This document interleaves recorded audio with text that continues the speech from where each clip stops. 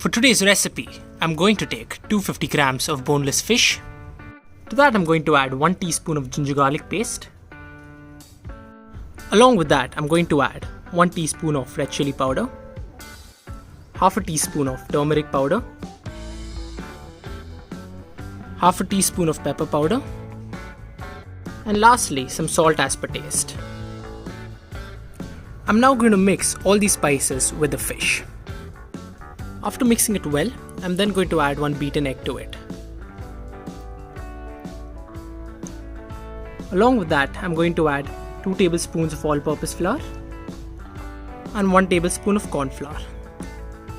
I'm now going to mix this well and keep it aside. After keeping the pieces of fish aside, I'm then going to take a pan and add enough oil to it to deep fry the pieces of the fish. After adding all the oil, I'm then going to wait for the oil to become nice and hot before adding the piece of fish to it. Once the oil is nice and hot, I'm then going to gently add all the pieces of the fish to it. As you can see here, I've not added all the pieces at once, but rather I've added only a few pieces and I'm going to make it in 2 separate batches. After frying all the pieces of fish, it should look somewhat like this.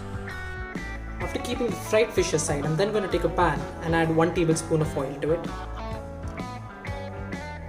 After adding the oil, I'm then going to add finely chopped garlic or 4 garlic cloves. Also along with that, I'm going to add 2 sticks of curry leaves. I'm then going to fry this for about 30 seconds. After frying it for about 30 seconds, I'm then going to add half a tablespoon of curd. After adding half a tablespoon of curd, I'm then going to mix it with the curry leaves and the garlic. After mixing it with the curry leaves and the garlic, I'm then going to add half a teaspoon of red chilli powder. And I'm then going to mix this really well with the rest of the fish. After mixing it, I'm then going to add the piece of fish to it. And I'm then going to mix this really well with the rest of the dish then. After mixing it, you can then add 2 sliced green chilies to it. Lastly, after 1 minute, you can then add some coriander leaves to garnish it and also little lime juice to it. After adding the lime juice, you can then gently mix this once and you can switch off the flame.